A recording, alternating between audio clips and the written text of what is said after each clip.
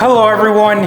Today is a bittersweet day because we have sold the Mazda RX-7. Now we've owned it for about 6 months and we've actually worked on a lot of it and it's ready for a new home. So why are we selling it? Well, we just bought a McLaren. We don't have a lot of space and we don't want this beautiful car to sit outside. And I feel like I've conquered the mountain, which we'll talk about here in a second. But this beautiful car is on its way to a new owner named Neil in Ohio, and I'm sure he's excited. Car is coming to pick it up, which if you've been watching our videos, Car has been literally transporting cars for us for years, and they have done amazing work, and they always come through, and we're just excited. It is the winter, so we wish them safe driving, but let's talk about our exit review with our RX-7. So when we bought the RX-7, the reason why I wanted one is because I've always seen them. I've always wanted to experience one, and I've always wanted to drive a car with a rotary engine in it. Now I had an FC RX-7, which was an earlier generation, but the FD is kind of like the pinnacle one, and I really wanted to check it out. I've seen him drive around, I've watched some POV videos, and I was like, I really want to own one. So we searched and searched and we found this one and it got to me, and the exterior condition and the interior condition were almost perfect. Like I was blown away, I was excited, but unfortunately it got to me with a couple of issues as far as mechanical issues. And one of those was that the sequential turbo system wasn't working. And even before I owned a 13B or an RX-7, the FC or the FD, I always heard about the rat's nest, which is the famous name or infamous name for all the vacuum hoses and solenoids and everything that makes the sequential turbo system work with a rotary engine. And it's very complicated. You've got pressure, you've got vacuum, you've got molded hoses, you've got literally hoses all over the engine. You have solenoids, actuators, sensors. It's very complex, and I wasn't getting secondary boost. So I went on a full determination to solve that problem. And while I was solving that problem, I made videos about it. I literally kind of researched and then shared the information, and I went step by step until I found the issue. And the crazy thing is that there was a hose that's all the way in the back of the engine, a little nipple that if you didn't look with kind of like a light in a test mirror or an inspection mirror, and you were actually looking for it, because by that time I was using the vacuum diagram and I was inspecting every single hose, and I found that that one was literally disconnected. I went ahead and reconnected it, and the secondary turbo worked. The crazy thing is that I replaced a lot of hoses, a lot of solenoids, a lot of actuators, so this car is good to go. But it was really cool to drive the car with the secondary turbo because it was a big difference. I was also having an issue with the air temperature sensor, which I had to learn how to remove the upper intake manifold. I made one of the first and best videos of that, of how to do that. And I replaced that, I fixed the check engine light, and then I also put in an FC thermal sensor, which activates like the second or third setting of the fan a little bit sooner. It kind of triggers everything to turn on the fan a little bit better. But it was really cool because I did a lot of research. I found out that I had that mod where you turn off the car and the fans keep running to allow it to cool.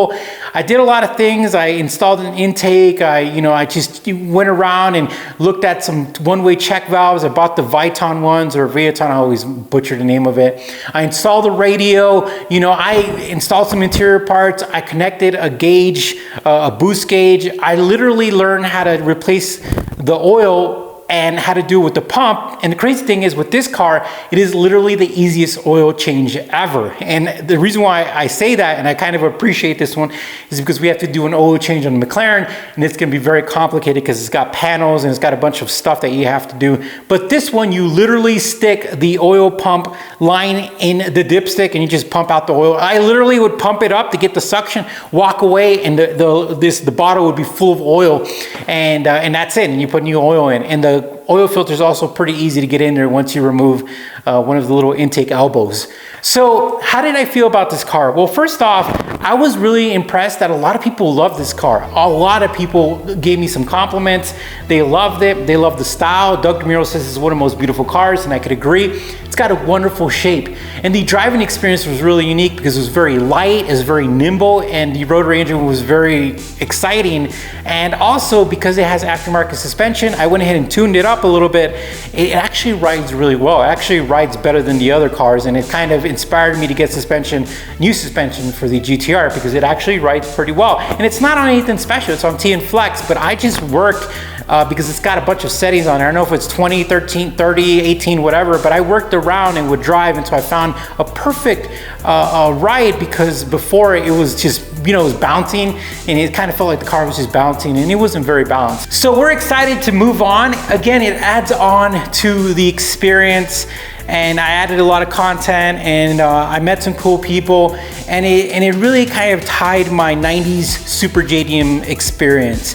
You know, I've had a Supra, I've got a GTR, I've got an NSX, and now I've owned an RX-7 FD. And if I were to ever go back, the way I would go back to cars is that I wouldn't have a stock one, I would just get one that is absolutely insane, because it would be a whole new experience. But I actually got to try the Mazda RX-7 FD the way it came out of the factory, and I thought it was a really great experience. And I'm excited that we could go ahead and finish that chapter and share that experience with someone else, because that's how cars are. We're just kind of passing them on. We're kind of stewards of them, and then we pass them on to the new owner.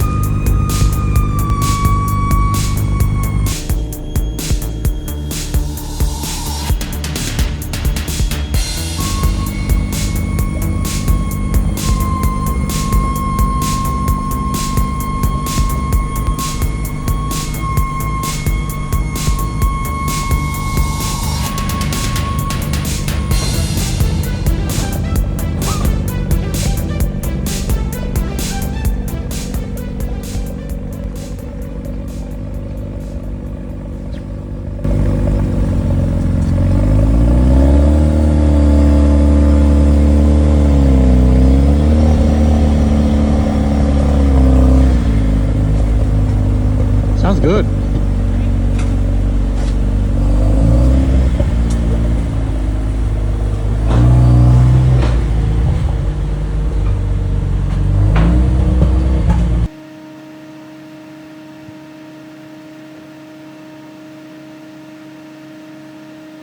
Well guys, it's been a great RX-7 experience. I'm excited. Again, we appreciate you watching. As you know, we're always getting new cars, and the crazy thing is that, again, I just love it, and this has been great. All right guys, you take care, stay safe, and we'll talk to you soon.